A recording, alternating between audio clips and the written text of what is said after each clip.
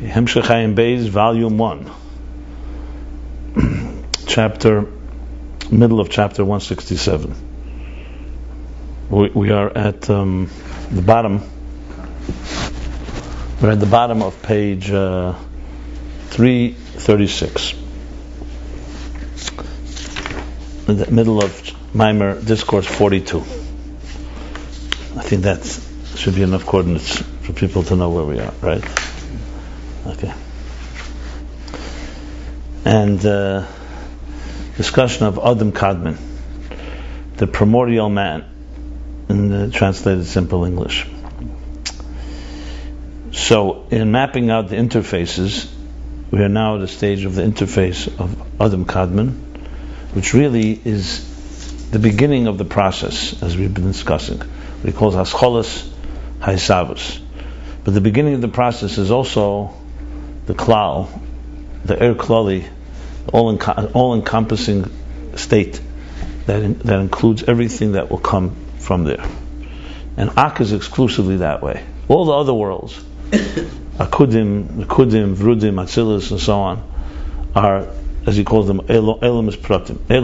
They're a specific level in the process.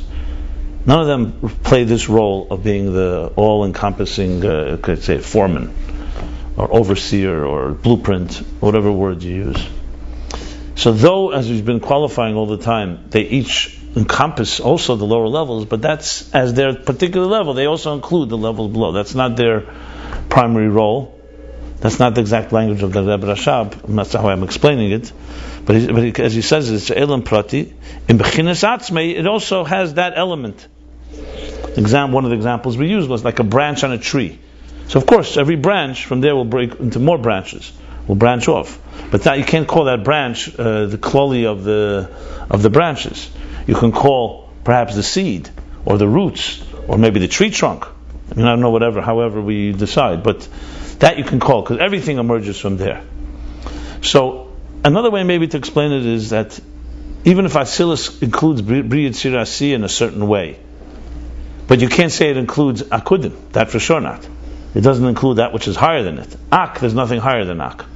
So whatever comes from Ak. So you could also put it that way in a sense. But in truth, I think it's deeper than that. Because Atzilus does not include Bri Yitzir Asiya as equals. Because Atzilus and Bri are two different worlds. Ak, on the other hand, because it's not a tangible reality yet, and it's like a seed or like a blueprint, on the blueprint there's no difference between the living room or the dining room or any other part of the structure. They're all equal on the blueprint. They're all necessary and they're all equal. You can't say the blueprint is closer to the front room than the inner rooms. It doesn't have that element. It's a blueprint that's meant to be all-encompassing. That role Atzilus does not play. That role Akudim does not play. Even though in their own particular role, they, like he says, like a world. He says that every world, Kol Elam Kelam Adrega Shavelim Shalmatam Meno. But it's not a dimension that's called all-encompassing. It happens to include it. Because that's the process. That's how the process works. It's like saying the source, the original pipe, the pipe is, let's say, coming from a source, and it's transmitting energy. So of course, the earlier parts of the pipe are going to be before the next part, but you can't call them the source. There's one source. The same thing with Chai is Kailul and Dam and Samer. But that is not called all-encompassing. It's just yeah. I mean, there are many examples, but it's important to point out. But bottom line is that, any way you twist it, Ak is unique in this sense. Now, Ak also has its own particular level, as we discussed. But its primary thing, the chiddush of Ak, is that it's the klal. Okay. Is that any market has that same character? Not necessarily. No, only Ak. Ak is this role of Ak. There's one blueprint. There's not more than one blueprint. Like the higher Ak is for what do you call it? The higher. The Igul HaGadol. Yeah. He doesn't call that. The Igul HaGadol is really before existence. Right. So he wouldn't really call it Koil. Like he said, even Pnimius Ak, we don't even call Koil. Right. So that he wouldn't be called that. He wouldn't call even a blueprint. There you'd say it more. It's in the vision of the divine vision of what's going to happen. That's the key here. See, Ak is already in existence, but it's like the blueprint. Look, what's in an architect's mind is not a blueprint. You could say the levels before the blueprint is the architect's mind. Okay, but it is. Yeah, but you wouldn't call it. But you don't. He says beferish. He says clearly, Pnimis Ak is not called Koil. It's not an all-encompasser. I understand, but That God, listen, that we talk that God envisions, but envisioning doesn't mean that it has any relationship with us. You see, Ak has a relationship with us. You can refer to a blueprint. You can't refer to the architect's mind, basically, on its own. Through the blueprint, you can get there. Remember, it's like trying to get into God's mind without the Torah. You can't. That's where he wrote down his thoughts. Remember, it's all about us getting there. That from above, that God sees existence however He sees it, that's fine, but that doesn't mean we can see through His eyes. See, the beauty of Torah is that we can see the world through God's eyes. Without Torah, you can see only what you can see. And God is God. Like we spoke, there's a detachment. God had not given the Torah, what would we have with the Ovis? Let's say it stopped there.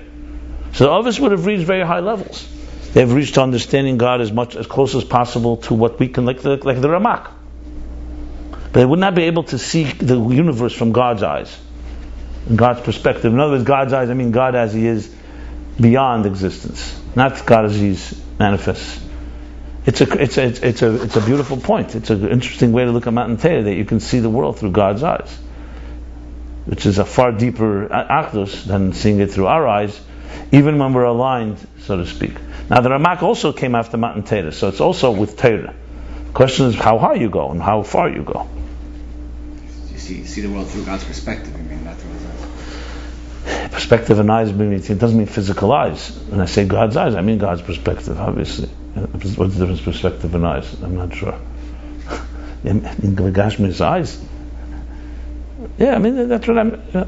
So, okay. So that sums up that. So we began learning the next chapter where we are now. Through Torah we get to Das Elyon. Is Das Tachten is Das Elyon. Das Elyon is God's perspective, and Das Tachten is our perspective. So through Torah we get to Das Elyon. In a way, yeah. Ultimately, not initially. There's stages in Torah too. Torah itself you can learn at many levels, But ultimately, yeah, because I know nafshi skavis yahavris. When we say stakel baraisa bar alma, kach bar nash, osik baraisa v'kayim alma, it's really what it comes down to. Yeah. If you could ever mention Das Elyon, it's only through Torah. That's the question. Could you reach it? I mean, it's Das Elyon. You could reach it. I don't know about it. There you go again. The answer is absolutely yes, and that's what means that loss of lo yikanafed merecha, yehoya nechareses merecha. It's what's Chassidus. Without Chassidus, you can teach all these verses on a lower level. You can say they're metaphors. But Chassidus clearly takes it ayin b'ayin yiro. We spoke on also love gilem hus mamish. I mean, it's very high levels. No, but gilem hus mamish means you'll see gilem hus of the Eibishter, but it doesn't mean you'll see how the world through His perspective. Yeah, that's the goal.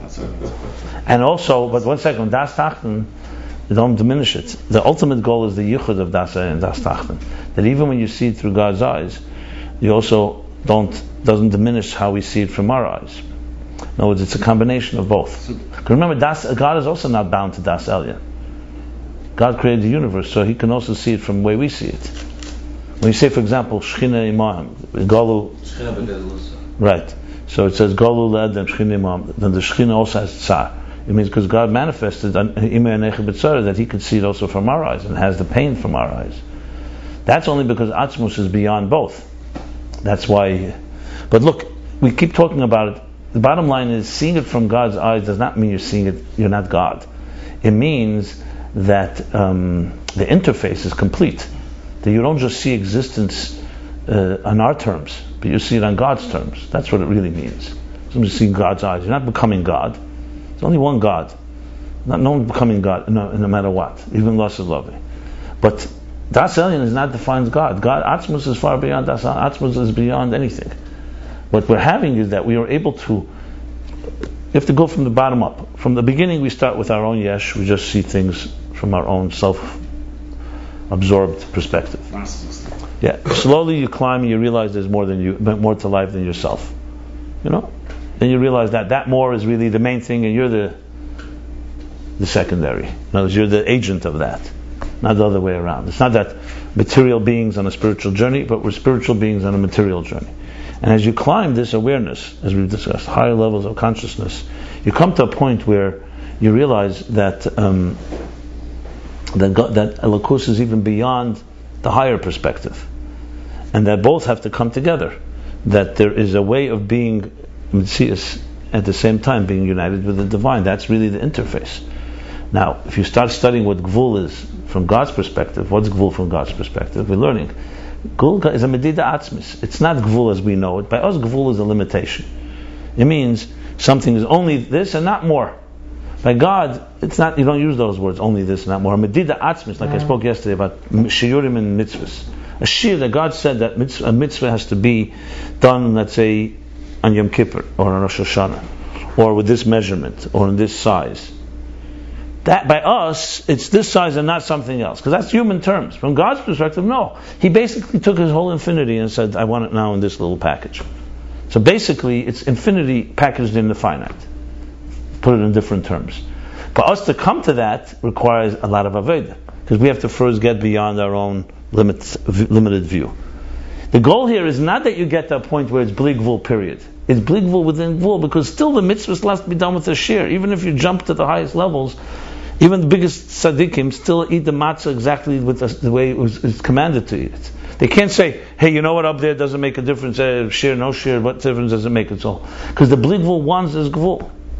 For us to come to that, to see gvul not the way we see it, but to see it the way God sees it, is a lot of avodah. Because you have to really shed, first of all, your perspectives. You have to shed also your limited viewpoint on things. It needs a lot of bittul, and you need to climb. And there's really no way to jump there. When you do it slowly. That's why I said, what's the first step? First step is, remember that existence is not just about you. Start thinking a little more than yourself. That's the opening of how you climb. That's how it is. You can't think on those levels until you first think a little more spiritually than we do material. We are material creatures that think in material terms. Remember, that's a fact. That's why it's so hard for us to talk about beyond time and space and anything that's invisible. It's because it's not tangible. It's not easy. Is davening the first place to taste these things? Absolutely, because davening is the four rungs. Davening is the first place, because davening. You see, what davening does is takes ideas that we learn and you emotionally work it through. You try to go there. See, when we're learning it, we're learning the levels, and it's easy to become more academic and mathematical and stuff like that. In davening, if we daven properly, my understanding is absolutely that's really where you're working with it. Where you're trying to say, what I always say in the classes here. It's I'm not comparing it to davening, but you learn it. Then the question is, how do you apply it to you? That's davening to me. Applying it to you. That's really tefillah. And when you know how to read the davening, you know those all the levels are there. That's why he keeps bringing those. That's why tefillah is such a key component. He keeps bringing explanations in davening, because it's not just a taich. That's how you're supposed to daven. Someone who davened, I have no question. The Rebbe Rashab sat down, said Baruch Shema. This is what he was thinking through his own processing. Remember, this what we're learning is the formula. You study the formula, but then take it and drinking the formula and taking it and internalizing it is a whole different job. That for sure we weren't taught. We weren't even taught the formula properly. That's learning chassidus. To apply it, I wish we didn't even have once. Not once in my whole history in yeshiva did someone even say, let's take a piece of chassidus and here's how you daven with it. Or here's how you apply it. Not one. It wasn't even discussed. So to me, it's so we haven't even begun. Temchet Mim hasn't even begun Aleph Beis. I am sure that Mashpiyim in the times that Rebbe Rashab did that. I cannot, and probably people like Mashpiyim, like Shlomo Chaim or others.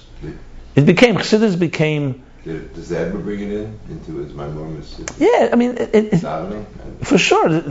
It's always. It's not one. The Rebbe didn't change any Torah. The Rebbe would never change a thing like that. The question is, you see, because the Rebbe focused on Shlichus doesn't change Chassidus and what you're supposed to work on yourself. It's because the Rebbe felt that in our time, Shlichus is part of the mission, and besides Pekuach Nefesh, and also it's a way of.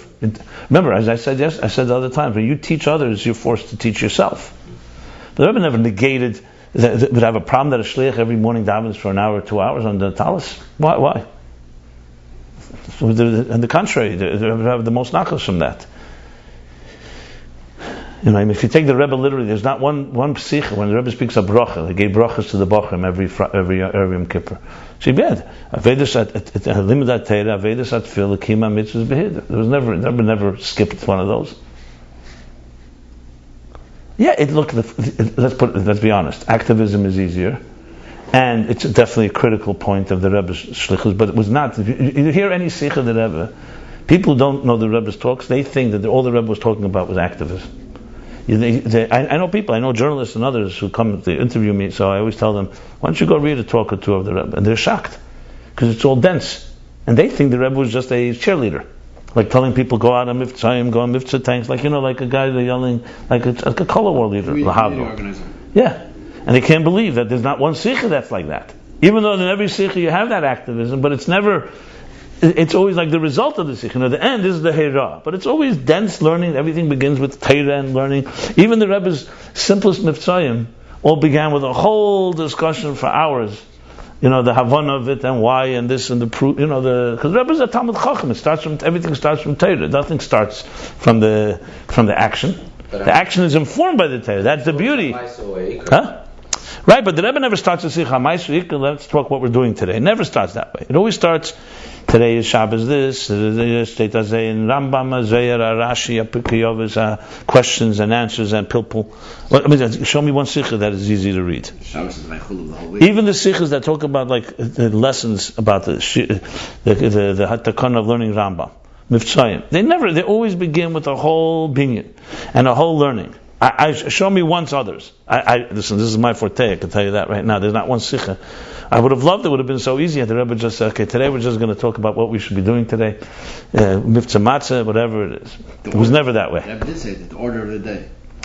Yeah, but even with children, by the way, even children's sikha is so deep. It's just spoken in the language to children, but it's all depth. And then come the lesson. I'm saying, why that should be a surprise? That's the Torah approach. It's not a surprise. It's not just Moshe Rabbeinu didn't just come down and say, here, these are the mitzvahs to do. It's a whole learning process. You learn Gemara, you learn Shulchan Aruch, and then you come to.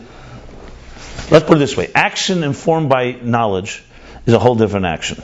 That's the bottom line. It's informed, it's grounded, it's directed. Look, Mashiach is a perfect example. Take an Amoritz who talks about Mashiach, and take someone who knows how to learn talk about Mashiach. Two different worlds. You can't even compare the two. One is going to be grounded in sources, grounded in approach that begins long before the Rebbe, because Mashiach is not the Rebbe's Chiddush. It's a Southern Yiddishkeit and so on, and they'll develop it. Someone who only talks about the action can go completely off course because they're not grounded. I'm not saying they always go off course. If they repeat what the Rebbe said, sometimes it's inaccurate. They say even a broken clock is right twice a day. No, but I'm not trying to be critical. I'm just saying this is regarding any topic, especially controversial topics. Because as soon as you're dealing with something that's controversial, more sensitive and subtle, and you don't have grounding in sources, what reality check do you have? What checks and balances? How do you know you're off course or not off course? I deal with this. Sometimes very complicated issues that you don't have direct letter or directive from the Rebbe, and you have to figure out what would be the Jewish Torah approach. And the only way is to go to the sources. You can't just say, "Oh, my instinct is like this." You got to back it up by something. I have to deal with issues like this, this whole issue with, let's just say, this painful issue of child molestation. That lately, so you don't have direct sikhs or halachas. Yeah, but you want a Torah approach. I did a lot of research on this before I wrote anything. You want to know what the Torah would say. What would the Rebbe? You want it to be grounded, because you don't just say things because you're emotionally reacting. What? Yeah, ich verstehe, but I'm talking about how to deal with the Rabbanim and all this. That's not for now. I'm just trying to point out that you want to apply something. It's always critical to go to the sources. I just met this Rabbi Stav, who most likely will be the next chief rabbi. No, because he's not supporting him. Vadia Yosef is not supporting him. Okay, so whatever. But I met him at the oil on Sunday. He wanted me to speak with him. He came to that. So he's a candidate.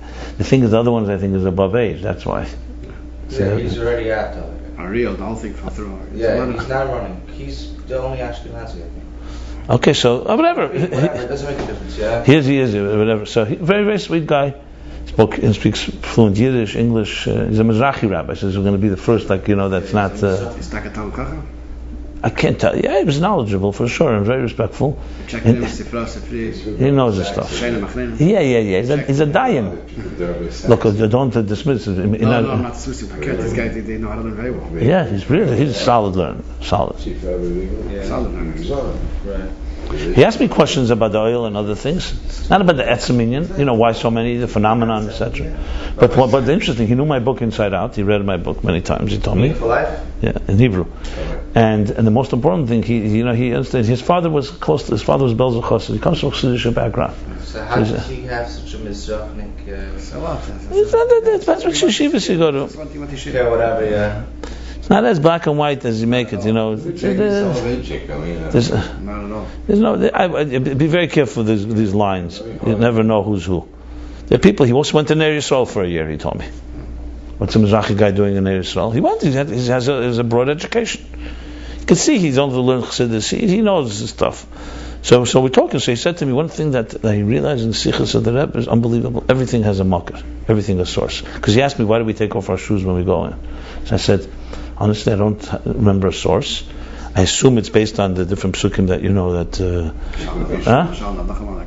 Yeah, but he mentioned that. By the burning bush. But it doesn't say it on the oil. But nobody does that in any by any. Right. So he asked me, and then Of course, everywhere. no. So then he said to me, no, the Kehanim in the Beis Hamikdash not, but that's by Duchani, special. But yeah, no. I never knew that by regular kibbutz. No, you're a Crown Heights boy. No, because I'm a client. I never walk in. Okay. Oh, no, but this is an interesting thing. So he says to me, so I said, so I don't have a direct source, but I assume it's been said. So he says, but said a source. So he says to me, but you can rest assured if the Rebbe did it. The Rebbe did it. That's our source, basically. No, I said, he told me if the Rebbe did it, I'm sure there's a source. Right. So that was what he said, because he studied, he saw that the Rebbe is grounded. We only know the Rebbe did it by the Friedrich Rebbe Zayel. We don't know. Right. No, but the question is, to do it anywhere else. But in Sefer HaMinhagim, does it say, does the Rebbe bring a source for it? No. Yeah, the question is when the Friedrich Rebbe went. We don't have to do it anywhere else. There may be a makir. There may be a makir. Not by the other Rabbi? Is the Friedrich Rebbe I don't went? think so. Really? What do people do? When they go to Russia, they don't. They may do it. Yeah, they may do it because you're not going every single time. You're going once a lifetime. No. So why not do it? It was a big thing. But other tzaddikim, go to Sfas. Other tzaddikim definitely you don't have to do it. Friedrich Rebbe went to some of the. When you go to Rashbi and you go to Hebron, when you go to. Yeah. Let's learn. I don't want to listen. I know this is good entertainment for the viewers. There's some sidetracks. Okay, let's continue. Back to Ak. Well, it's an arc. Right, so just wrap it up. So the source is very. Anything we say, it's an about arc already, so it's okay. It's the key to everything. The key to everything is the grounding in the source. I told you I was just reading the Eitz Chaim on this chapter, and I see the Rebbe Rashab. You could see. I mean, first of all, when I see that the Rebbe Rashab is saying "Achikach reisi" in Hashalom, it right away tells you that this is he was harving in this sugi. It wasn't just. You didn't have your print of the Eitz Chaim with the Nar Shalom in the back.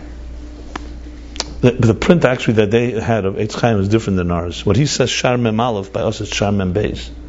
By him Perek Dal is Perek Beis by us. So it's a different fus. It's correct. You didn't have the Nar Shalom in the back of the Eitz Chaim.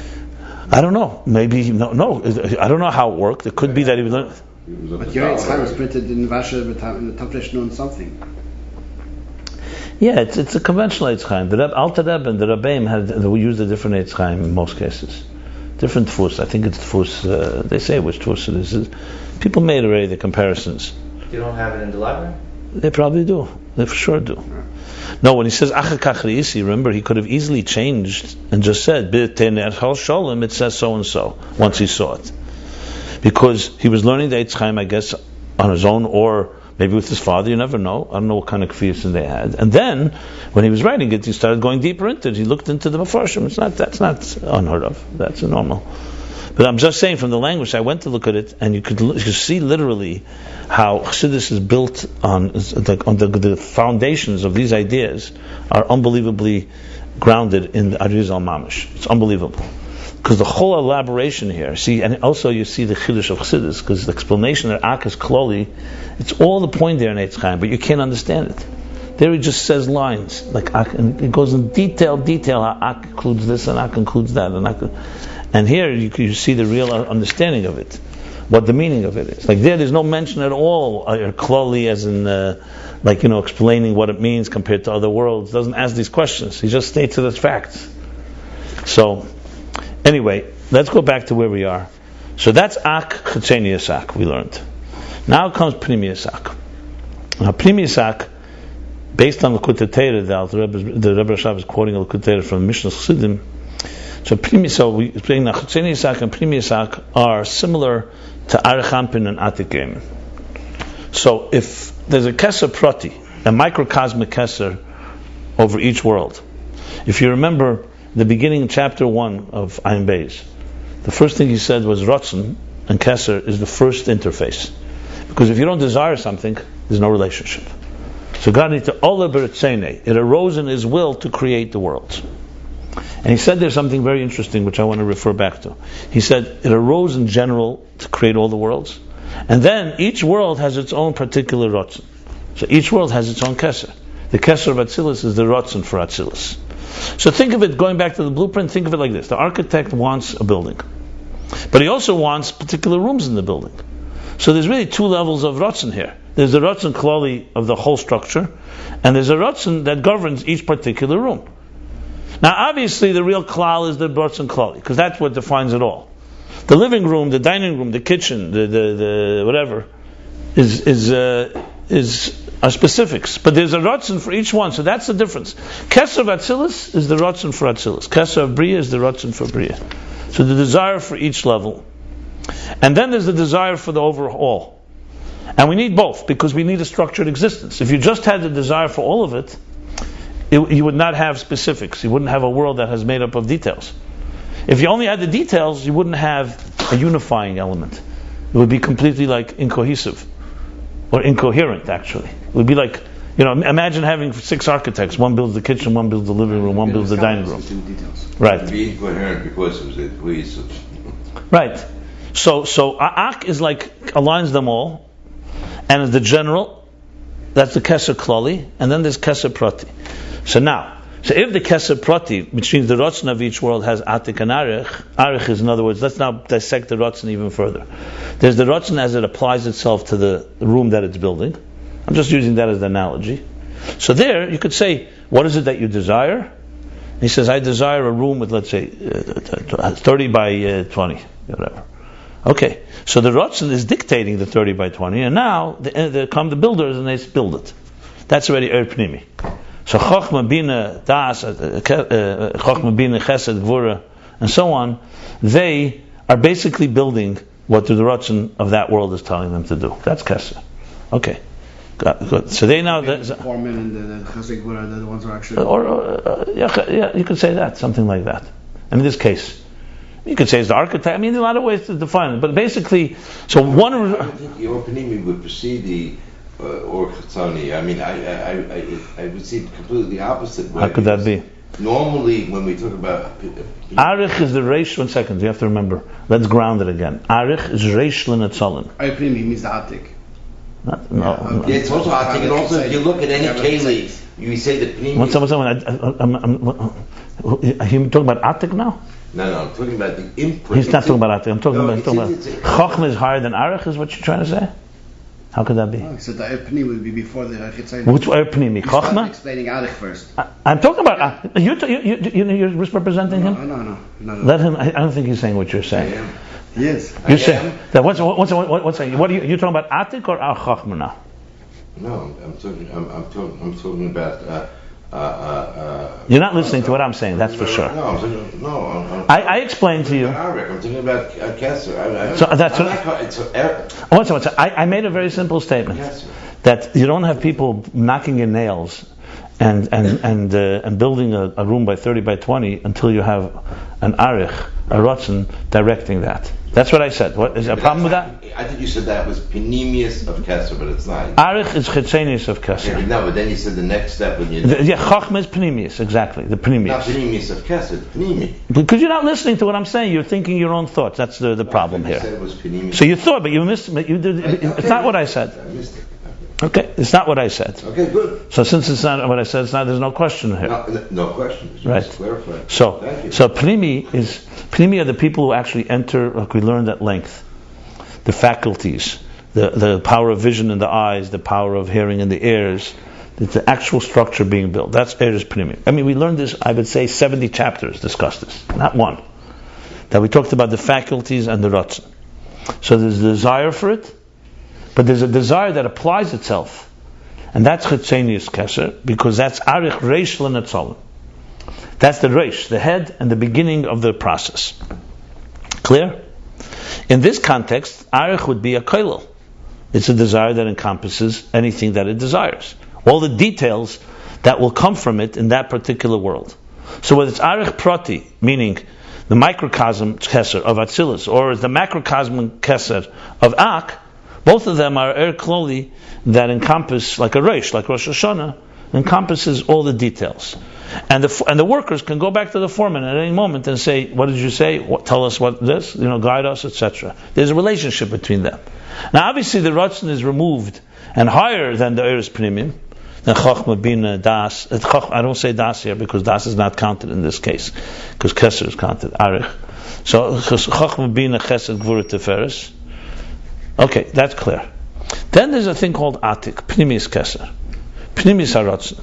Pnimis Atik, from the word Atik, literally means not Reish L'Netzolim. This is Tachteina Shebemaitzel.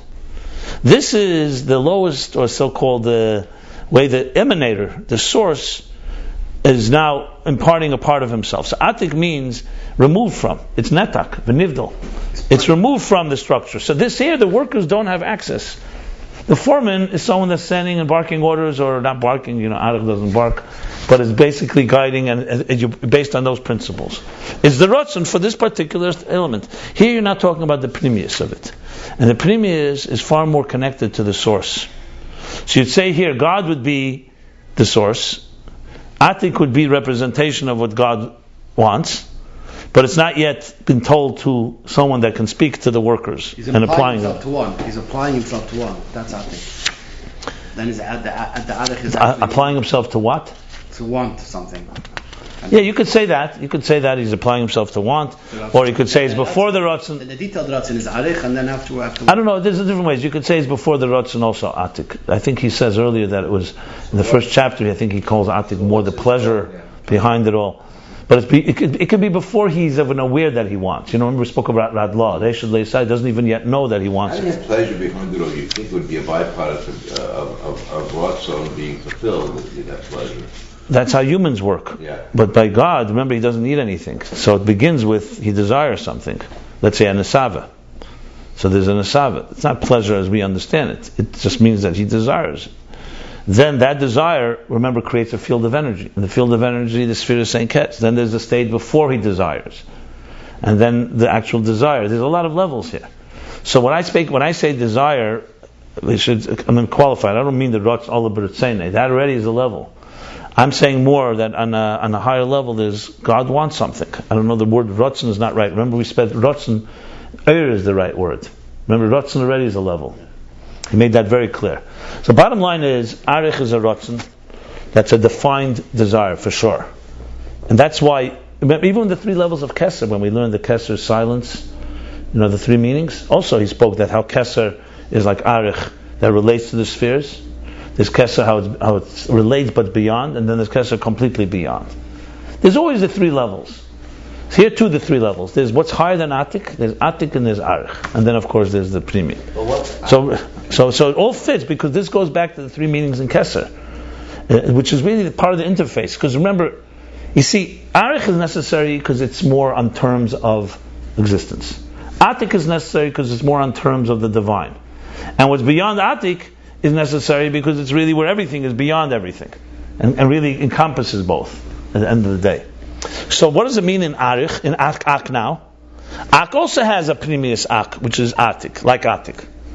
And that would be not even Kail, that would be a removed state that is really more representative of what God's plan is, so to speak. It's more representative of the divine. As we learned before from the Arizal, that Atik is a hatokus of Atzmus.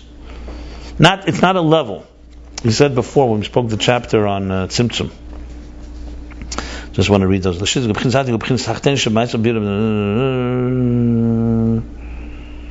lav reisha ashasham chavin ezad and Prince Asmus in Sef Mam. So he makes it clear it's not erech v'ishtavus there. Atik is not ishtavus because the Kesser is Ein Sof ve'eina Ein Sof. B'chinas Alyena shebe'yo Ein Sof, b'chinas Tachtena shebe'maitzel.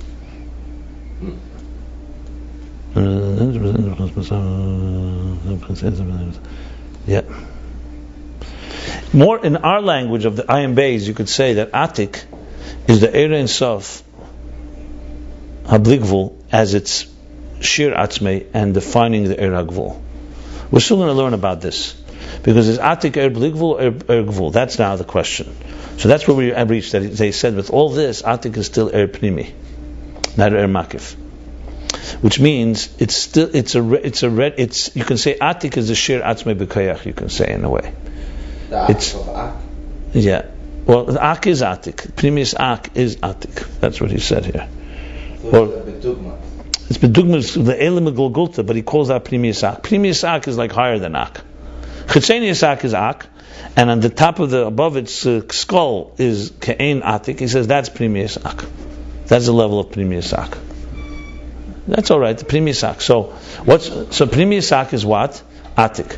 But he says all this is Er Pnimi. That's the key. What's Pnimi about?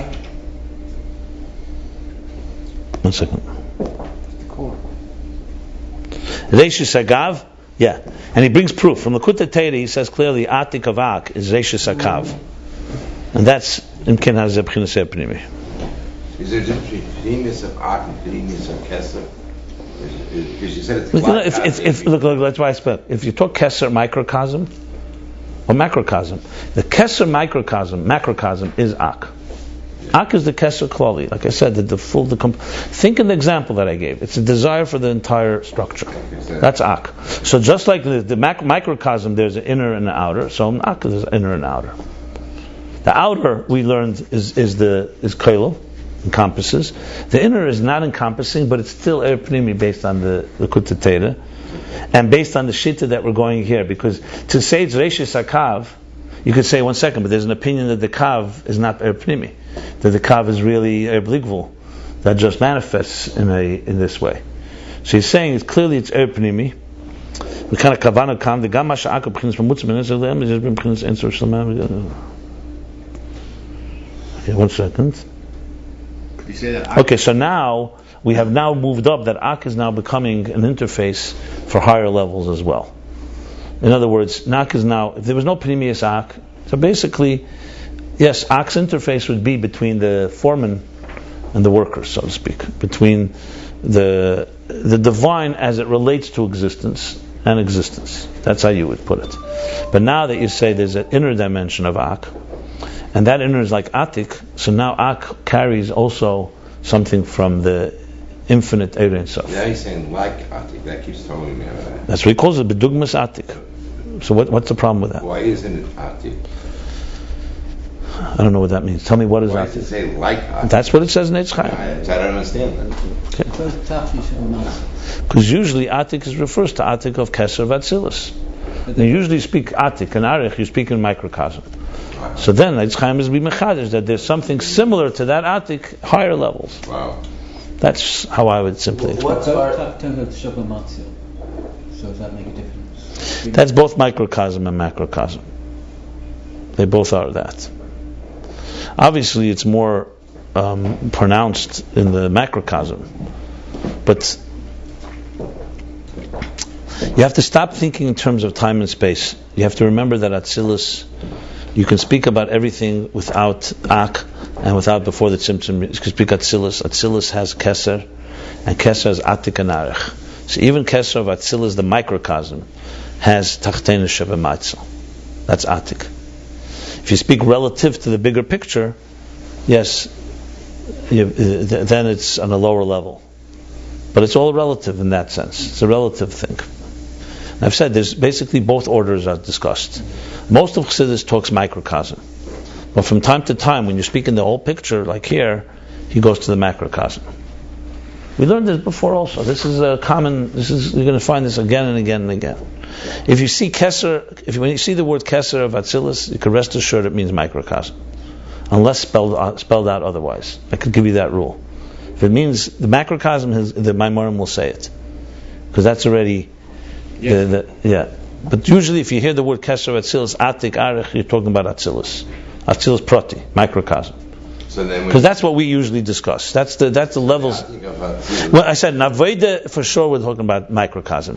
In Haskalah, when you want to understand the whole picture, you talk macrocosm. So Atik of Atzilus is always after the Tzimtzum. Yeah. But Atik of Atzilus, being that it is Atik of Keser, it's like before the Tzimtzum as it's wedged in after the Tzimtzum. Just like Atik of the macrocosm is. That's what makes it Atik. Atik means that it's something in existence has something from beyond existence. That's what it means. Just remember, that's the meaning of Atik. Now, that exists within the Atzilus microcosm and also exists in Ak. There's the Atik. So, either way, Atik is always that. No, so like Atik is almost the same as Atik, like Atik means it's actually not Atik, but it's even deeper than that. But it has similar properties. It's a similar. Look, in science, this is so common today. You can have something plays itself out on 5 different levels, the same dimensions, but they're playing themselves on subtle levels or on very tangible levels.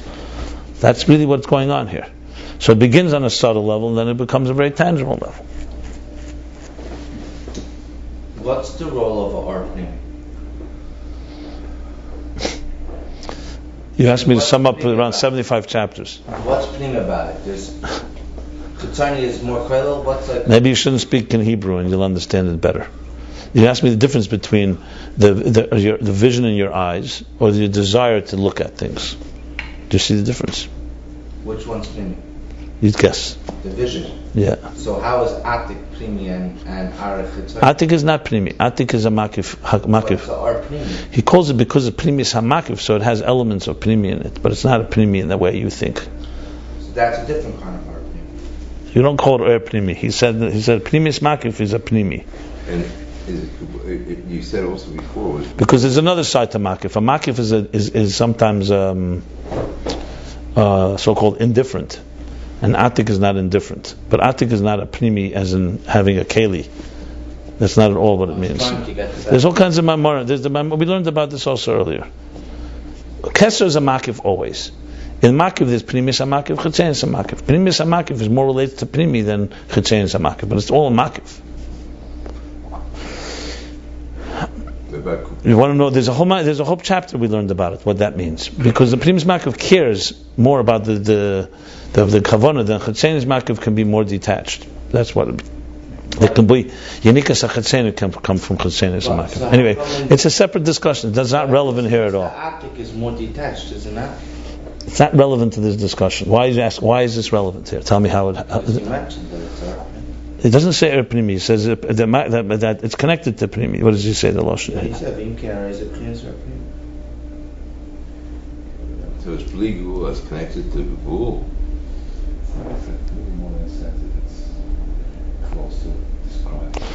You have to understand the logic. How could Ate be a Pnimi like the eyes inside, the vision inside the eyes? Can you explain to me? Wow.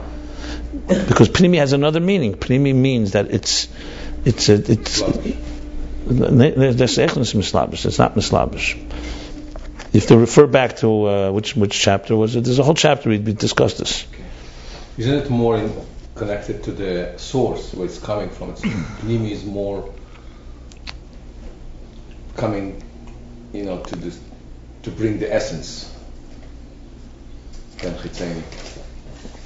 Okay. Fine, that's all right.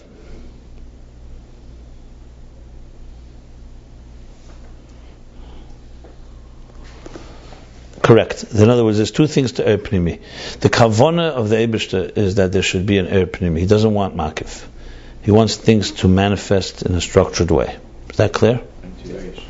So here's how it goes. The foreman who's instructing the workers to build a room, what's the kavana? The foreman or the workers? The workers, because he wants the room. He doesn't want it. But in order to have it, you need a direction. You need a director. So in other words, to have Eres Pnimim, which is Chachma, Bina, Chesed, Gvura, Teferes, you need Arich to direct it. Right? You need a desire. There's no desire, you're not going to have a structure. Is that clear? Okay. Okay, so the kavanah, now the foreman that's instructing them may not have that kavanah. He was just told, this is what you're supposed to do. He doesn't necessarily have to understand the real purpose of why existence. Atik, however, does understand the purpose. So Atik, therefore, is an er pnimi in that sense. He's a relative of the developer. Correct. Because Atik, yeah. So like, think of it like this: the leader, the king gives his chief of staff, which is Atik, instructions. Atik in turn instructs all the heads of the departments. The arichs don't necessarily know what Atik knows. They just know this is what we got to get done. Atik, however, is very much is connected to the source. So Atik essentially is the kavanah of er pnimi. That's really the meaning. So who carries who? Atik carries arich? For sure. On the shoulders? And Atik is carried as well. And Atik is carried by... Yeah. But Atik is both Gvul and Gvul. No, you would say that in Keser, Arich is Ein Sof, no, not Ein Sof. You say Arich is the Reish HaNetzalim, which is not Ein Sof, and Atik is Ein Sof, Tachteina Sheba Ein Sof. That's the expression.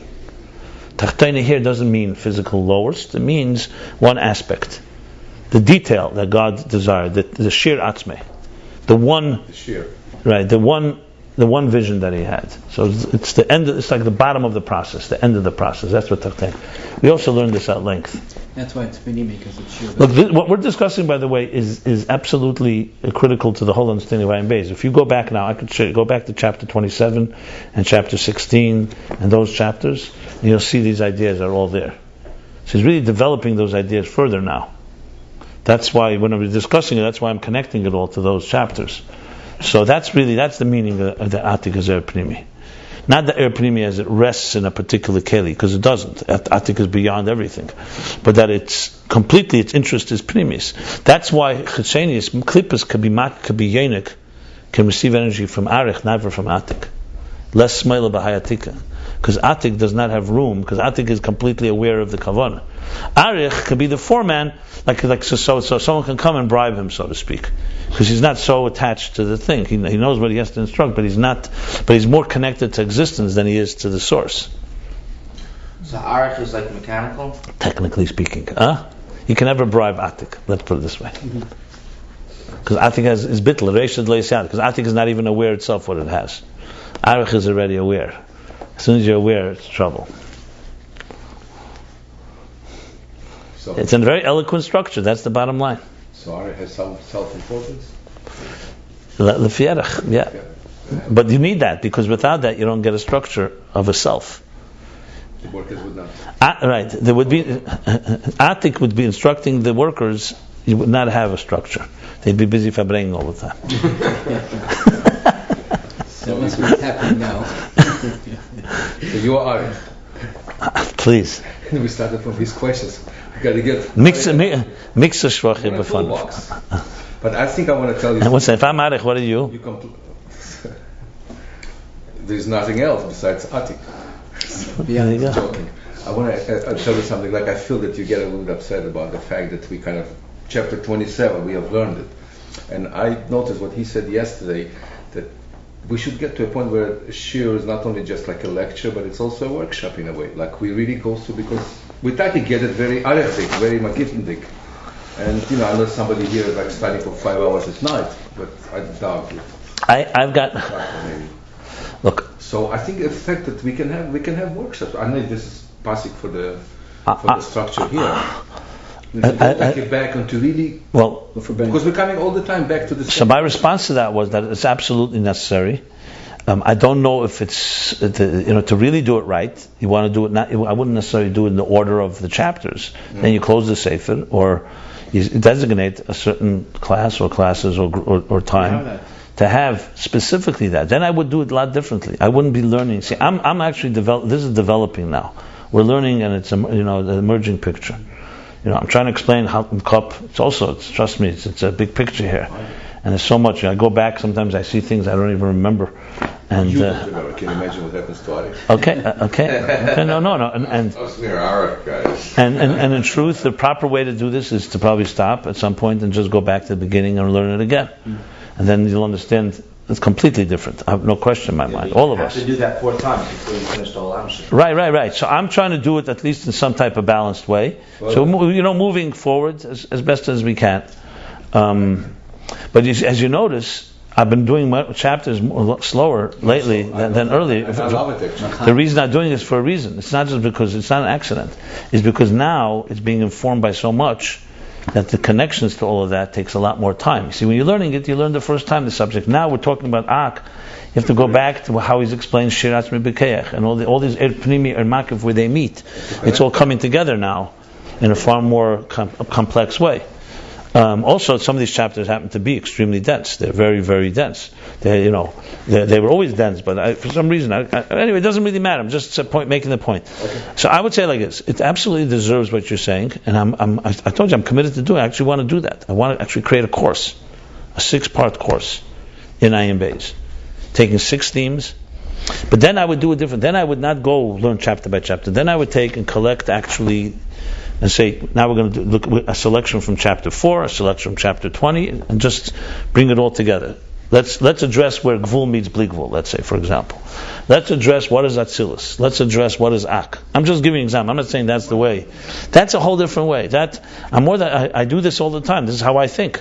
As a matter of fact, when I write notes for myself, and I write notes almost every day on what we're learning here. Notes comparing and this and that. And then I look in Eitz Chaim and I realize you learn the Eitz Chaim, then you learn this, it's a whole different world. So that's how I would do it. I would take 6 central themes and really then so if you look at the Ayin Beis wiki spaces that we created, I have a thing called their compendium. That point, I take, let's say, an Ak and collect from everywhere that the Rebbe Rashab speaks about Ak and puts it together in one summation. Wiki what? It's called Ayin Beis wiki spaces. The point is I haven't done it. No, I haven't done it extensively because I don't have the time. So I'm making more the summaries right now. But if I have my plan, if my plans come to fruition, that's exactly what I want to do. Is make Ayin Beis. I don't know what to say for Erchim. It's in English first of all. I don't want to do it in Hebrew. I can translate it later in Hebrew. It's easy to do. English forces me to have to explain it to myself and to others in a real way. Hebrew is a big trap. You just hide behind words. So my goal is to make all those tools. You've seen those tools, right? The summary, compendium, terms, and so on. I wish I could have some help, but meanwhile, I'm doing it slowly. So I'm doing it, building it. Now, this would require. I wouldn't do this in necessarily this class. I would take a time if people want. We could do a weekend. We can go to a retreat and have an Ayin Beis weekend. Wow, it's in the lotus position. Yeah. No, If you want to do this, that's really the way to do it. As it goes now, I try to do it more. I'll translate it into Russian. There you go. Let's first get it into English. But the point is, what I do is when we go in the Berkshire Mountains. When we learn it now, I do it all the time, but more reingeflochten in the chapter. Hosse Magvir was like Geld of them?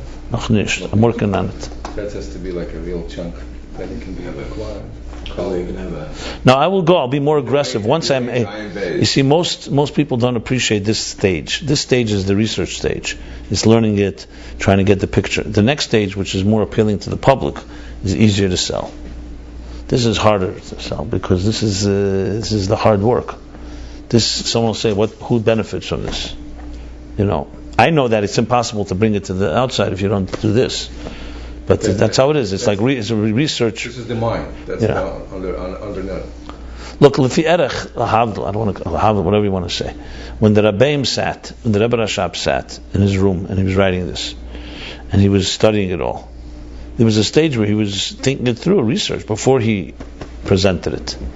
But our job is to take this and do that to the next level, to present it, right? We have to be an interface between this interface to the next interface. So I'm more than committed to do it. I love that part. That part is, for me, the most pleasurable part, is to apply it to models, life models. But you can't say, you're sitting in this class, none of you picked up anything about some of the models? There's nothing. What would you pick up? So you don't have the whole picture. That's fine. Why we have questions. So good. No, I'm saying so. You don't have questions. Right. So listen, don't be disturbed. We all listen. Yes. I felt that you're a little bit disturbed. Like sometimes, we've discussed it already. Like I've said it 100 times. No. That's part of the passionate discussion about it. It's not. It's just part of the language. I don't have. I'm not getting. It's hard to master this. I'm telling you. I think, let's put it this way. I may be a little more advanced than some of you here, but I think compared to Ayin Beis, we're all. But let's put it this way: just like Yesher Mishayin Areich, Keser. This is Yesher. So compared to the original here, We don't hold of that. yeah, that's true. No, but my point is, when I look at it, trust me, I also see the so much more to go. So my point is not to make you feel bad. I'm just trying to say is that it's perfectly fine. We have to go over it 1,000 times. I'll go over it 1,000 times. I have complete patience. But you have to also tolerate my impatience sometimes, But you should also tolerate our But have I lack not? of ability to. I think I've tried to address questions that you ask, and Sometimes we don't even know how to ask. He's trying to train us, no? So After part few of being a teacher is to make the student understand what he wants to understand. okay. There's no question in my mind that everybody here. No question everybody's progressed. That's for sure. Yes. The key challenge in progression is, look, there's the mathematical side of understanding all the levels. That, frankly, to me doesn't bother me if you don't get that so much. No, we have to get the principle. Right. The key, the thing that's the most important thing is to apply it. Like you see, when I start talking about Kesser and this, for me the reality check is when I have an example, like the foreman and the rooms. Now you have to be careful if that example doesn't work. But let's say the example does work, then it makes it far easier to discuss. Because you start talking Arich Atik, it becomes mathematical. Atik is here, Arich is here. Like here, what I just spoke about Pnimius HaKavana. He asked a question about Er Pnimi. How did I answer it? By going back to the Mashal. Atik knows the Pnimius HaKavana more than the foreman does. In that sense. So it's very important to find examples in your own life that you'll find you'll understand and answer questions much easier. That's the biggest challenge. As a teacher, I can tell you right now, that to me is the most important thing to convey here to everybody. Is how do you take these ideas and apply it to your life? If we don't achieve that, that would be failure. To understand it all and connect it to all the chapters before is obviously vital. Because that's the Ayin Beis. And I'm doing that as much as I can. But that's the key thing. Because then it comes alive. Remember, all this is meant for us to connect to God. So how do you connect? If you Shir Atzmei B'Kayach, why are we told that God envisioned the spheres? Why are we told this? Why do we need to know this? God didn't need it. He didn't have to do it that way. He was telling it to us because he's trying to give a language that people like ourselves can understand and envision a little how God works. And also, so to do that effectively, remember that was that very fundamental chapter, the Psari Echzelika, how a mashal is not just a mashal is a lakus in the lower level. So when you think to yourself, what happens when an artist who has infinite possibilities, envisions one piece of art, you are in effect finding an example in yourself of God's way of working. Obviously, it's with all the qualifications that God is beyond that, and any example is never going to be adequate, etc. But you're starting to get a sense. That's really what it comes down to. So if you can't find Atzilus in you, or Ak in you, or Kav, the whole purpose is defeated. Why are we being taught this? That is the first most important thing that we were not told in yeshiva. We were taught these ideas, like you learn it just like you have to learn this Lamates Malach. Someone say, why do I need to know that? Because that's the way it is. That's the facts. Isn't it just? But Eshes Sridus is not just the facts. Eshes Sridus is for us to understand and find it inside of us. See, Lamates Malach is you don't have to find inside of you. It's a fact in Gemara. Since when only Apich Sidis are the Lamates Malach is within us. But it's a fact. It's life. Just like there's facts that have nothing to do with you personally. It's what you need to know. This is what you're supposed to do on Shabbos. This is not what you're supposed to do. But Spheres and elements and all these levels are not that at all. They're a completely different type of study. This is a study about you. This is all inside of you right now. There's an Ak in you, and there's an Atzilus in you, and there's a Bria, and so on. You have to find it inside of you. Now, obviously you'll say, 1 second, is it only in me? Isn't it inside everybody? And isn't it the whole picture? Of course it's the whole picture. But it's the whole picture ultimately how you're going to connect to it. And that's why these examples, that's why Chassidus is constant examples. In the Yonash Teres Chassidus, the Rebbe brings that Mesholim, that the Alter Rebbe was Mechadish, Mesholim. In Eitz Chaim there are examples, but they're not examples that you can really relate to. Chassidus is full of examples, everything. Look at the Tzimtzum. What's the classic example of the Tzimtzum? Everybody knows. The teacher and the student, right? A teacher has to conceal everything in order to flow. The Kav is the transmission. The examples are not just to make it palatable, it's to make it real in our life. Then it's real. Then I can find the Tzimtzum in my life. Then God is real. Exactly right. And then that's when it starts becoming the true Chassidus, the goal of Chassidus. Up till then, if you learn it like that, then you're learning like that. I guarantee you they're Kabbalists at mathematics. They're good mathematicians. They can tell you every level exactly where it is. But so what? But they're the same person. Nothing changed. I'm not talking about a real Makubal. A real Makubal will change. Because there's no such thing as going there without having some effect on you. That to me is the thing that I most want to convey here. Above all. Because that's the real purpose of the whole Hamshech Hayim base. Then, of course, let's take it all and try to connect it all. Okay, so let's continue on. This is where we are. You want to move faster, right? Yeah. Okay. I believe that's how long. If we do more faster, we cover more ground. So then. Yeah, but listen, this is a yam shein l'sof.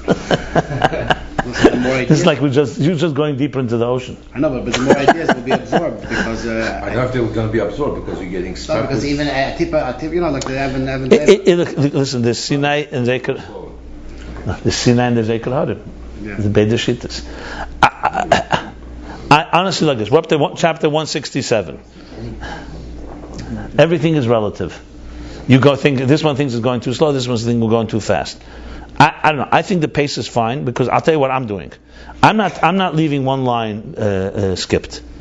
I want to try to understand every line here, not necessarily to the fullest, but at least nothing should be skipped. And we'll go back to it. I'm also trying to connect the things. If you see something here, to me it's very, very important that we understand where he discussed it earlier and how the picture is emerging. Because it's, now I know this is a different type of learning. Most people learn a Maimon, they just learn a Maimon, they say it's Elokus, let it just be absorbed. Is that what you want? I think you want the other also, because the other you can do without me. You can learn it on your own. Like Rambam versus one page Rambam. In 3 years, you already did Rambam 3 times. The first person did only once. I understand. So 3 times he has it already 3 times. Yeah.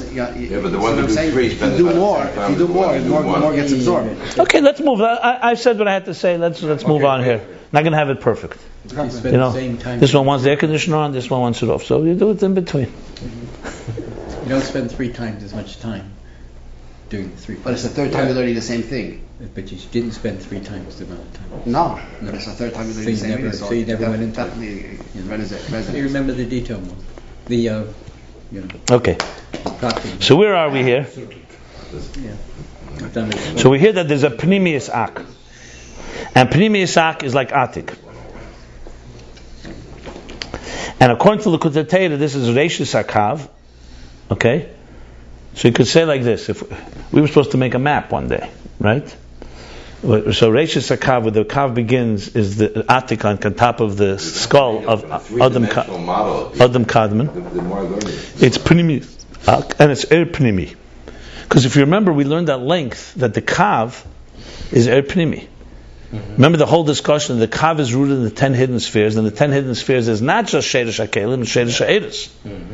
So clearly we're establishing now that even Pnimius Ak, which is not Kelil, is above, beyond existence, is also Er Pnimi. Is that a Gevul? Like the rest of the Pnimi? Yeah, for all practical purposes, it's the root of Er HaGevul. Yeah. But it's Gvul, but it's not a Kail. That's the interesting thing.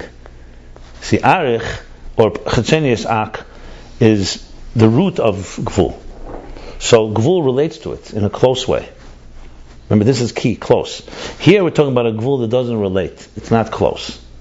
Because really it's a Gvul as God is willing Gvul. So it's a combination of Gvul and Blue. In a certain way, but in a certain way. Gvul's terms. It's on, exactly right. It's not like the Ramak, where we're close. Like Ak is like a blueprint. A blueprint is close to the structure. This is more Tachtene Sheva. This is how it's inside the vision of the artist. So it's a Gvul simply because that's what he wants. But it's not a Gvul because we should think in other words, if God comes to you and says Tzimtzum Shchinte ben Shnei Badei, that he confined himself between the 2 poles of the ark, don't convince yourself that he's become your friend. That's the point. You understand? So it's not like Chavelab. Just because he came down to you doesn't mean he's suddenly now you're like we said, but the God is not on the couch, right? Arich, on the other hand, does apply itself. Let's put it this way: the foreman to the workers they see him as a superior, but he's not completely infinitely distant. They can abuse him, they can, do things, because, their relationship. Atik is removed. However, but Atik wants this structure. So basically existence from the perspective of Atik is because I want it. Existence from the perspective of Arich is because this is actually closer to you. It's a big difference. Understand? Yeah, so imagine we live our lives in this world simply because this is what God wants of us, as opposed to this is what we want. See, Arich recognizes the we. You want something, good, but I'll give you direction. Because I'm the foreman, I'm the Ratzon. Atik it's me. It's about the source, about the divine, not about you. That's why the bittul is much deeper. Remember we spoke how this is also relevant. The Eir HaBligvul creates real bittul. Now the question is, this Eir HaBligvul or Eir HaGvul, we're going to learn in this chapter, you're going to see, he's going to get into this. That's why this chapter is extremely, I just marked yesterday, that I mark critical chapters, so Kuf Samach Zayin is there. So I have my top chapters, I have 15, 20 chapters that I marked as being critical chapters to go back to. This is one of them. That's why I'm being very precise here. So it's Eir Pnimi. The Imay is the Eir Pnimi B'chal Hu Mashanim Did L'Fi Erech Ha'elemes. So now he's asking a question. If Eir Pnimi, so then we're back to, so why are you saying it's removed from the world? Why are you saying it's not like Kailul? Imay is Eir Pnimi B'chal in general is what's measured according commensurate to the world. Nevertheless, the top of the kav, or the head of the kav, is what is above a relationship with the world. It's the beginning of the kav. Like Atik of Atzilus, like again, he's comparing the two Atiks. The Atik of the microcosm. What is it? It's netek v'nivdal min Atzalim. It's removed and separate from the emanations. Even though that Atik in truth is an Eir Pnimi, connected the Pnimi Samak b'chinas Pnimi Dafka. Do you remember what chapter we learned that in? There was a chapter where we discussed that. Yeah, I spoke about. It was an interesting chapter. I'll find it. Within 20, 30 chapters ago, probably. What did you say there?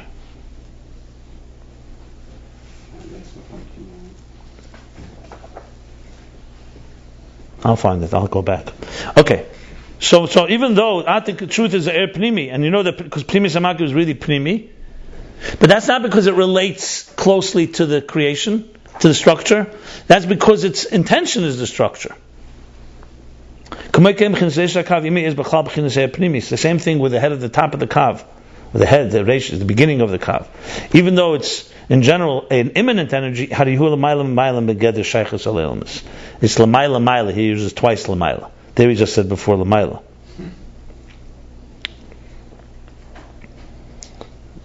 It's above and above from any type of relationship with the worlds. So you see, that's the distinction. The explanation for this, because Atik is thinking about what the desire of the sources, and Arich is already applying itself to creation. It's a big difference. So the first one, ironically, the Atik is closer mitzad kavana, but the more distant mitzad actual. Arich is closer in actual, but more distant mitzad kavana. You could say like that. Does that make sense? Yeah. This is where we stopped. Yeah, we're up to Sham. We're up to right here. L'kutei Teira Sham. And like it says in L'kutei Teira Sham, bear with me. B'Shem Emek HaMelech. The name of the Emek HaMelech. Oh boy. Whenever Emek HaMelech are quoted, I could tell you, we get into another world. Remind us. The Emek HaMelech is the second. No, you said it a few times. The Emek HaMelech is a student of Yisrael Sarug, which is a different Kabbalah of the Arizal than the Rachav, than Chaim Vital. He went to Italy. Saruk was a Talmud also. Yisrael Sarug was a Talmud like Reb Chaim Vital of the Arizal. He then left and went to Italy and established his own school of Kabbalah. The Rachav was very adamantly against that because he felt he was the Messiah. Before the Passed away? Not necessarily. No, probably after. He was only there a year and a half. Now, he didn't leave in any bad way. He just traveled, And Samach Reish Vav Gimel. Sarug. His family's there called Sarug. Kabbalah Chassidus brings him. Okay. Emek HaMelech is one of the key Sforim that represent the Yisrael Sarug's Kabbalah. That's his Sefer or his Talmud? It's Talmud. Emek HaMelech. His Talmud? of Yisrael Sarug. What's his name? I don't remember. Okay. So Emek HaMelech, I do remember. I have to remind myself. Okay, so this. Mishnah Chassidim is another. Mishnah Chassidim, one second. Mishnah Another Chassidim. Talmud of his. It may also be Yisrael Sarug, yeah, could be Reiki, yeah, among the Reiki. Reiki, you said yes. Yeah. The Italian Kabbalim, Rameh, Mepano. Rameh was a Talmud of the Ramak. I'm sorry. Rameh may be from Yisrael. I'm not sure. Shever Yosef is a sefer from Yisrael. So this Sfarim, based on that Kabbalah, Emek HaMelech, is the key. Kabbalah is different from. It has different elements. I'll give you an example. Rishima doesn't exist in Eitz Chaim. The Rishima we talk about. Vital. Yeah. In Kabbalah of Rab Chaim Vital, you don't find the Rishima. It says Chassidus. The Lashon Shashua HaMelech B'atzmusei, Chassidus says, is from Emek HaMelech. Shashua. It's referring to the God's so-called, like a king playing with it in his internal toys, so to speak. It means Shashua is something internal pleasure of. So there are ideas in Chassidus that are brought from the Yisrael Sarug's Kabbalah, and Chassidus brought both together for the first time. Eternal time. He mentioned like a tiny. That's like a tiny. That expression, that tiny is mentioned in other places. That particular expression is from Emek HaMelech. And there are other things. But you said that the Mishnah. Emek HaMelech also talks about a tzimtzum b'derech ribuah, a tzimtzum b'derech igul, if you ever hear that idea. A tzimtzum that's like some. In Eitz Chaim talks about a tzimtzum that's a circle. And Emek HaMelech talks about a tzimtzum, it's in form of ribuah, like a square. Wow. Yeah, there's a whole discussion on that. I wrote articles about this. That's the Emek HaMelech.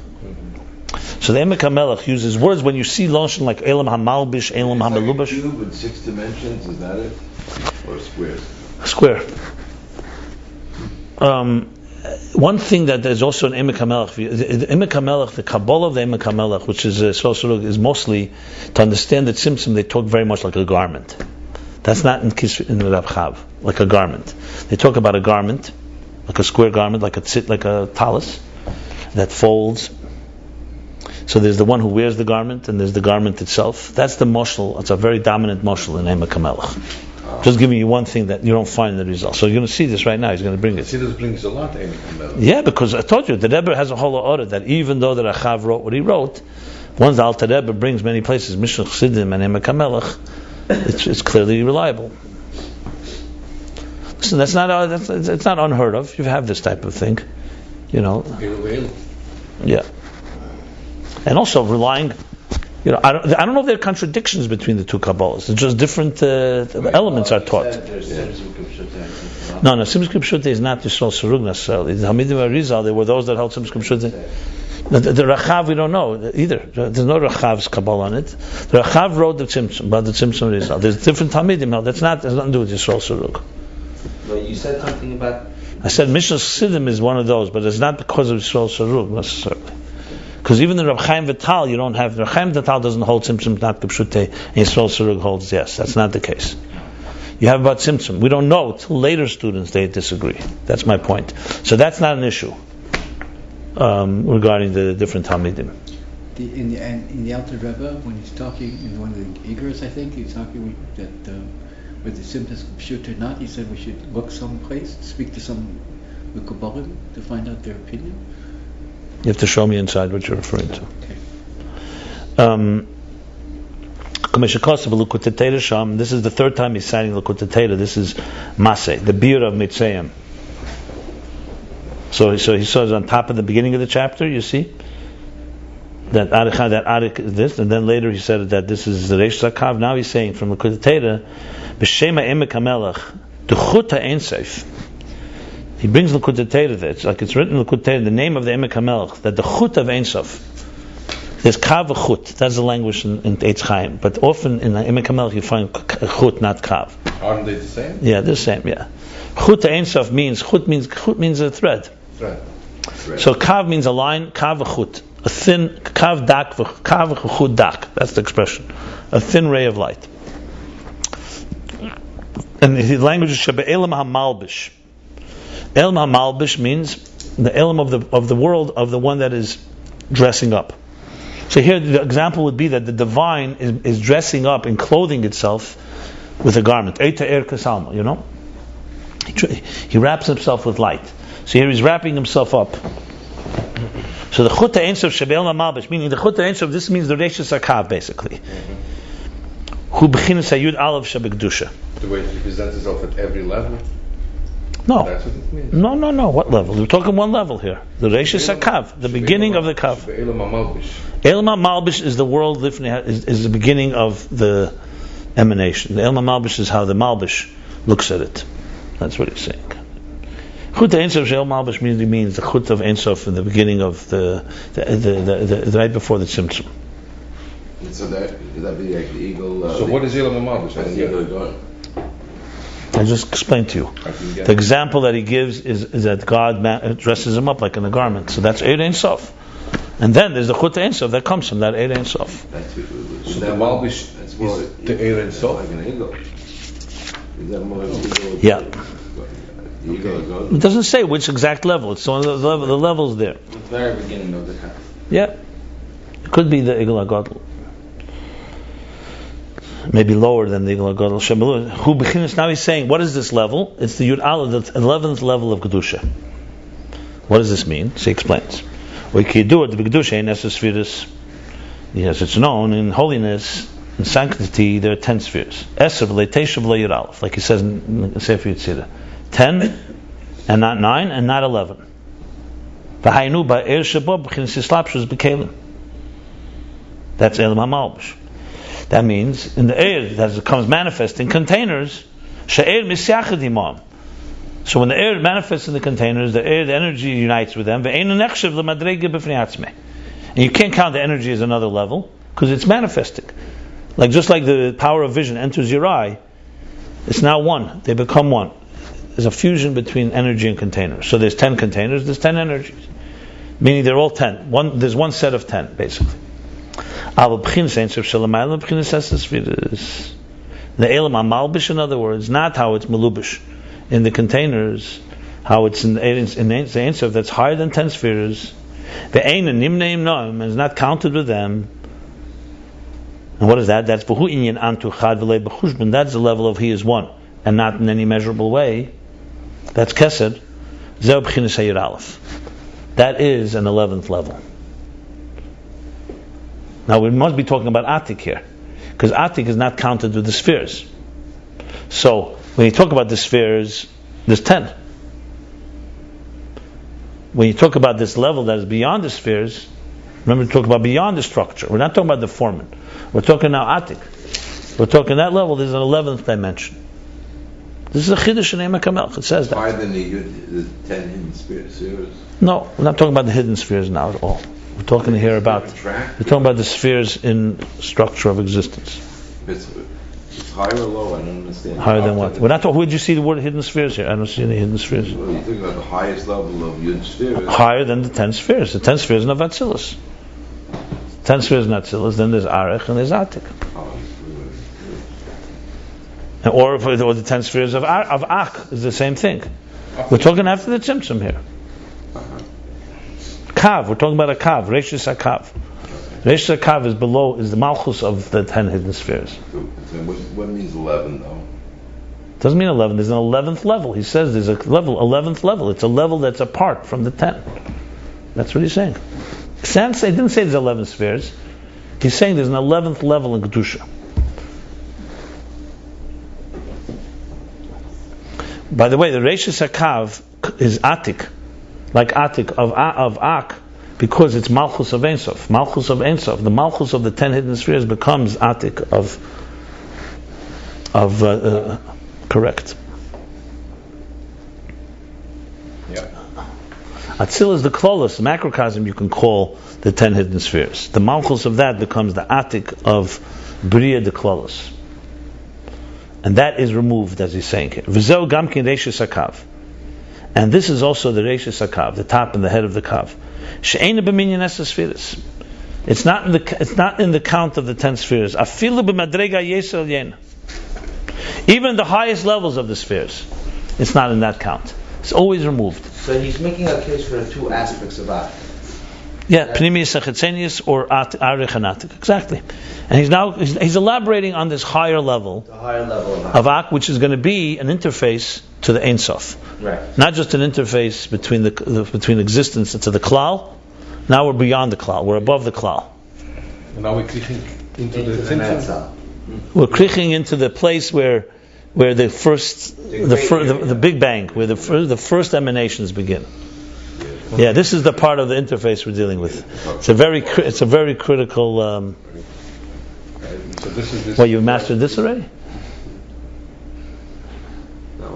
Okay. The Nimtza, now we're going back and concluding this whole piece. So from all this, this was just confirming and elaborating a little more to give us this higher part of Ak, this Atik part. This is the top of the Kav. Okay. If I had here a blackboard or a PowerPoint, we could make a visual of it, just to say where we're dealing with it. We're dealing with this, but I don't. But you also remember to stay away from the physical type of map. It's just for us to understand it. It's a state. This is a state of being here. So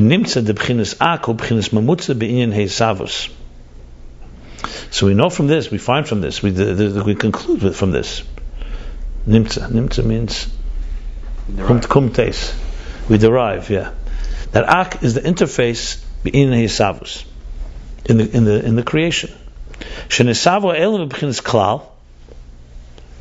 He's going back to the whole picture. We're going to soon see it all. Now, that the worlds were created first in a state of a klal, in an all-encompassing Breishis bara, Breishis. And from Ak, it emerges and it created into and emerges the details. I think you read it. No. Because the Ak is the klal. No. Ak is not the klal. Tell me, how can you read that in Hebrew? You just read. Yeah, that you could. I'm not saying that's the only way, but I'm just saying I think it's another way. Yotzu v'nesav will go together. You're stopping by Yotzu, Ma'ak Yotzu Kama v'nesav b'derech prat. I don't see the difference really. So it says like this: Shnesav elam is b'chinas klal, or Ma'ak Yotzu v'nesav b'derech prat. There's a vav by Ma'ak. How are you going to read it? Ak is not the prat. Ak is. Ma'ak Yotzu v'nesav b'derech prat. And from Ak it came out and created in details. That's the klal includes the Ak. Ak is the klal. Yeah, that's same technique. How does it go? Aku b'chinas mamutza b'nesav shnesav elam b'chinas klal, or Ma'ak, which is the klal Yotzu v'nesav b'derech prat. Ak Yotzu. That's what we learned from last chapter, basically. This is all right. V'gam b'chinas mamutza. Now he's adding another thing. So that we learned till now. That we learned already in the previous chapter. Right. V'gam b'chinas mamutza sheyesh. So that's in Hisavus. Remember, that's already how the divine is applying itself to existence, close up. And there's klal to prat. That's all in Arich and on. Correct. The Arich of Ak. Ak is a chitzeni Ak, right? Now he's saying v'gam b'chinas mamutza sheyesh b'zeh b'chinas ensof. There's another element that in Ak, that it's a mamutza, not in Hisavus, not in creation, that it has within it from the state of from the level of Ein Sof. That is higher than any type of relationship. Geder shaychus, not just relationship, but also geder, from the complete category and relationship, categorically separate from all the worlds. 1 second.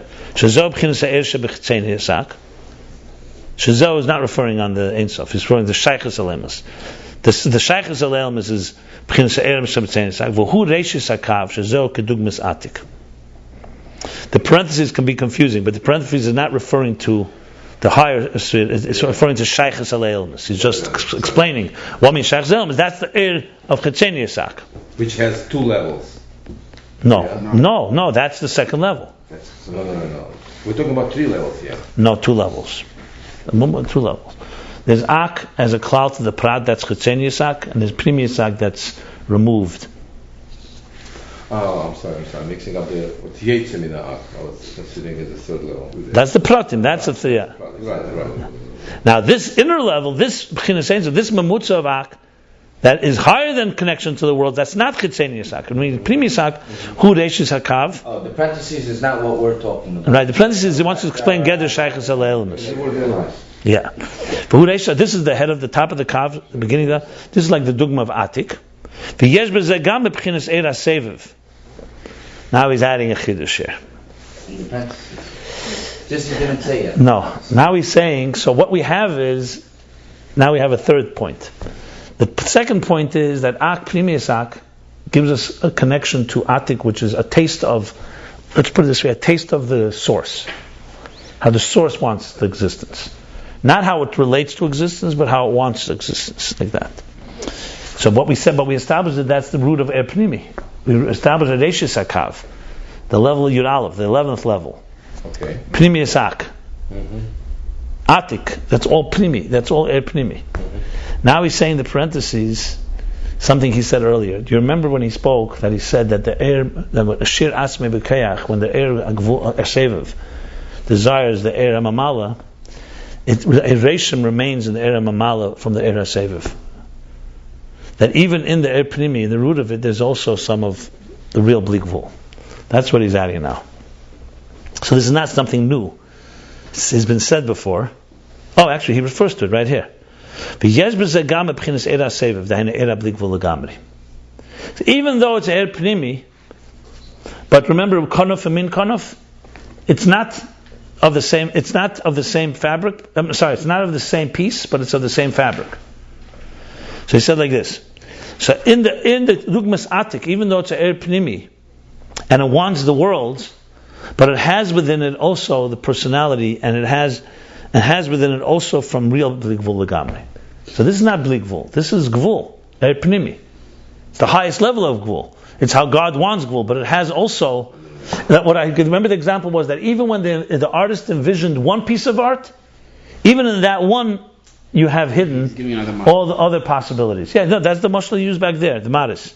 Yeah. Ukamuva Mahamosh, like it's understood from the example, the Maris Gdelas Viktanis. If you remember, we learned before in chapter 162. Shehuva Li'il paid a kuf samach beis. Known from the example, Maris Gdelas Viktanis. What was the Maris Gdelas Viktanis? That the same image is reflected. He asked the question about the Gemara, the Medrash that asks, how could the Shechina fit between Shnei Ba'ad? So he gave the example. Right, exactly. Let's look in Kuf Samach Beis because it's very relevant. And I believe the example was different mirrors can have the same something be reflected in a smaller mirror or a larger mirror. Like one drop of water can reflect the whole sun, just like the whole ocean can. What does Bechinas Soved mean? The transcendent, infinite energy. I don't know. He's not using the word Igul HaGadol, so I wouldn't use it here. It's probably before the Igul HaGadol. This is. It's a medrash. Yeah. It's on the left side. Fifth line from Kafar. Yeah, I remember then we also had some debates about it. It's not that far back. It's with the Torah, by the Torah. So what does he say? Because talk about Isa. You say the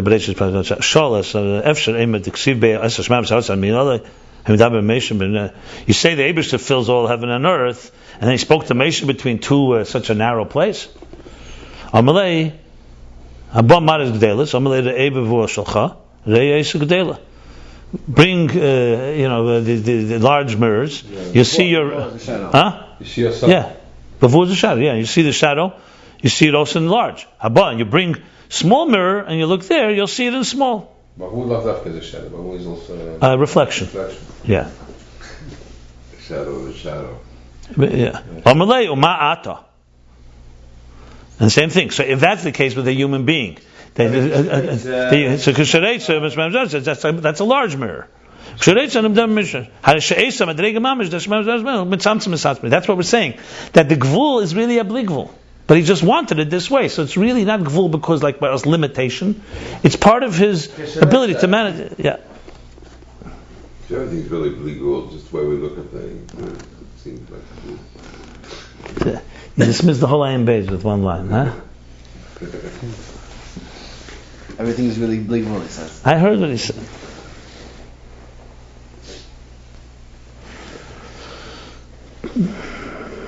If everything is, so why is he saying only this level of Atik? Why not Arich? Just for the record. Okay. So what do we know from this mashal?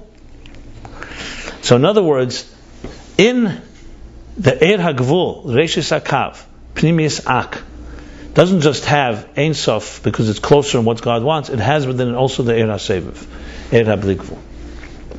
V'zeu ma shekosa be'etz chayim, and this is what it says in Eitz Chaim Da'ira and so. That squeezed through the tzimtzum. I don't know what you mean by that. Because before the tzimtzum, everything was iron safe, right? Mamala kolam it says. Yes. Then was the tzimtzum. So then was the kav. So the Eira that was before the tzimtzum squeezed through and went into the kav. Throughout that was a regime. I wouldn't put it quite like that. I wouldn't put it that way. Because he spoke a whole length about this. He spoke about how the Eira Bligvul goes through a tzimtzum b'derech siluk, and the Eira Kav goes through a Eira Primi through b'derech chelam, b'derech miut. He made it clear it's not exactly like what you just said. Atik is the whole idea of bringing from beyond tzimtzum into the tzimtzum. And post tzimtzum, you have a piece, yeah. And that has in it, number one, it has Eira Primi, God's wish for Gvul. But it also has in it an element of the Eir HaBligvul that's beyond even the wish for Gvul. So does it be Yudalef? Does it be Dargif from Yudalef? No, Dargif Yudalef is Atik. Period. Everything in all. Yeah, Atik is Yudalef. The question is what Yudalef has. Let's put it this way: when we relate, here's how it works. Let's do it in the. You want to do an application? Here's an application. Here's a workshop, a mini workshop. Hello. I'm doing a mini workshop now. It's a mini, just for a few minutes. The levels we're talking about, let's talk about practically to us, would be as follows. Going back to a discussion he said many chapters ago about about contemplation during davening and so on. So the first contemplation is you think of how God is good to you, gives you life, gives you sustenance, food, like we say in benching and when we say in davening. So you begin to appreciate the God that is simply giving you life. So you're appreciating God because of you. This is Eir Pnimi. This is pure Eir Pnimi. It's how God manifests in your life. I'm not talking about God beyond you. So it's better than selfish absorption just with you and you don't even think about God. Because here at least you're saying thank you. But this relationship is complete kiruv. If he wouldn't give you life, you wouldn't be thanking him. You're not being mevatel yourself to who he is. You're saying whatever you've given me is yours, and I acknowledge that. And that's not dismissed. If everyone had that all day, we'd be fine, knowing that we're not self-made. Right? So that Kodesh Baruch Hu, Hashem is what's the lashon? It's almost all of that. It's not keich veitzim yodi. What's the lashon? Hashem nasan keach v'choil. Right? In the pasuk. So it's halacha. This mess says it's actually one of the lavim, not to say keich veitzim yodi. I mean, not to say I'm self-made. I did everything on my own, but it's Hashem. What's the lashon? Hashem nasan is a keach v'chayil hazeh, right? Huh? Right, exactly. Okay, so this is a level of acknowledgement. You could say mamala kalaman, pure Eir Pnimi. This brings you to the next step that says this alakus that gives you is really beyond you. This already brings an element of yira, an element of awe and mystique, mystery, because God is beyond me. This is a dimension of Eir Makif. However, you could have an Eir Makif, but it's still relative to you. It's just not beyond me, but it's not me, but it's beyond me. Then you come to a recognition that God is even beyond that. He's beyond B'chlal, the whole thing. You can't even call him Sev of Kol Almin, which is also Sev of Kol Almin. It's still around the worlds. So it's beyond the worlds. Because you could say, is this Sev, what I just said is relative to what I know, there's something beyond. Then there's completely beyond. He doesn't even need the whole thing, and he's beyond the whole thing. Now the real question is like this: how much of that higher level are you now going to integrate? Is you just giving away of yourself and say, okay, I'm completely bottled to this thing? No, the goal is not that you should disappear in the face of God, is that you should be you and still recognize those levels. That's the challenge. See, here's what you have here. Here's where all these levels work. Arich, or let's put it Chitzenius Ak, tells you there's something that is higher than you are, but it's still connected to you. It's giving you life, You could even say it's beyond you. So it's a form of makif. Then you go deeper and you come to Atik, and Atik says, no, there's no relationship at all. But God wanted you. That doesn't mean there's a relationship. He wants you.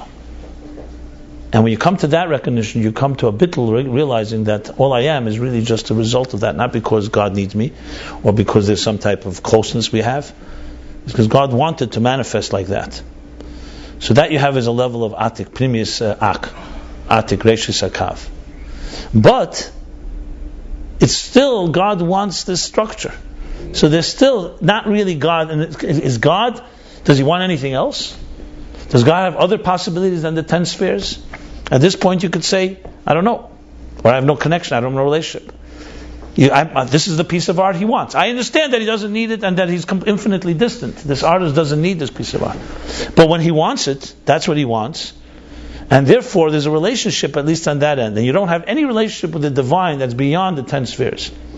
When you say, however, that an Atik or Primi Yisak also lies some of Eira Seva Bligvul, you're saying that even in existence in the 10 spheres, you can come to realize that there's something. No, that they're only part of infinite spheres. So it means that they are not the only possibility. Correct, exactly. So you're beginning to, what you learned from that is that you begin to have a relationship with God that is not only beyond, not only beyond existence, like Atik is beyond Arich, but also beyond even the desire for 10 spheres. In other words, even that distance is also. And Atik represents this idea, no?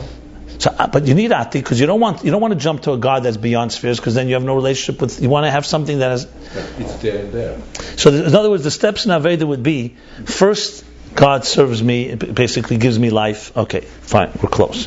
The next step is Arich. No, God is above me, and He's got. One second, maybe that is Arich. No, that would be Pamimi. Arich can be that I acknowledge that God is the one that the Ratzon He wants, but He wants this, and He's a connection, He has a relationship. I have a relationship with God. Let's put it this way: the first two I'm saying maybe all Arich. I distinguish between real Pnimi, Mamal Kalam, and in Atzilus, and then Kesser would be Arich. But regardless, Arich still means there's a relationship. There's 100%. There's a closeness. He applied Himself. So not that I'm doing God a favor, but there's some commonality. Okay, some commonality, very subtle, because even according to the Ramak, commonality, as we know, is not a higher level, but there's a commonality. Atik says, no, don't think there's a commonality. Just because he wanted to create existence, don't make him come. He's not your peer, right? He's not your peer, and recognize this. But yes, this Atik wants this structure.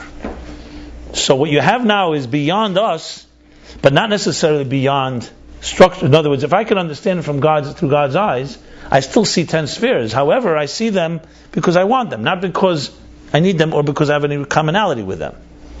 That you've come to. You've come to understand that He's infinitely distant from us. But you have not come to understand that He's infinitely distant from Eragvul altogether, even as it's coming from Him. So then comes the Eira Bligvul and tells you that there's Eira Bligvul, that there's really a whole dimension, divine, that is not bound to 10 spheres. It could have been many different spheres, many different ways. So besides the fact that Atik is removed, it's also removed even from the image of the structure, the way it's in the divine. That's right. And that's like the small mirrors and the large mirrors. So that's where the bridge goes. So the Atik is like the small mirror that sees it bein Shnei Badei Orden, but it's still coming from that place. And the large mirror is that there's really infinite. What's bothering me with the example is the example sounds much more Atik and Arich than Atik and Bligvul. Yeah. But you have to say, because that's linear, in other words. because when we say it's a Shemayim v'Sa'aretz Animolei, and then it's bein Shnei Badei Orden. Yeah, you have to say it means Eira Bligvul and Eira Gvul. Because the Chid, you could say it's Eir Atik and Eir Arich. Atik is like a Shemayim v'Sa'aretz Animolei, and Arich is bein Shnei Badei Orden. No, Taich is not like that. You have to say Taich is not like that. That's Eir Bligvul. The other way around. No, because another person says Hashem Shemam Leicha Kalucha. In other words, it doesn't contain Hashem when Hashem Shemam. That's Bligvul. But he doesn't bring that here. It's about Masrat Ali Mali in Shabbos. Is that in davening? Is that Ator Kadosh? It sounds like it's a go. So that's is that Ator. Oh, Ani Mali Bashva, like Shemaim Basar. Ani Mali could mean legal because it's the same thing, Shemaim about it.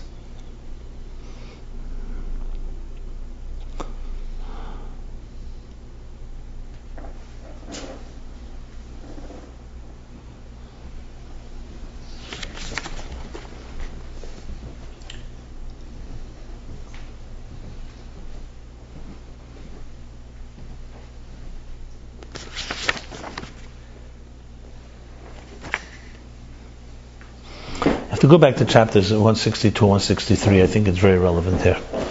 So do we stop here or we continue? Well, it depends if you have to move your car. I don't. I don't have to move mine either. What side is the right side? Won't just go to the I'm on the other side. Because of this one, no I case. move my car.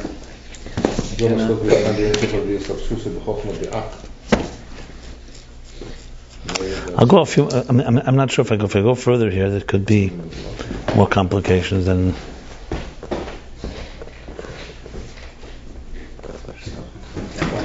Where are we stopping? Which word?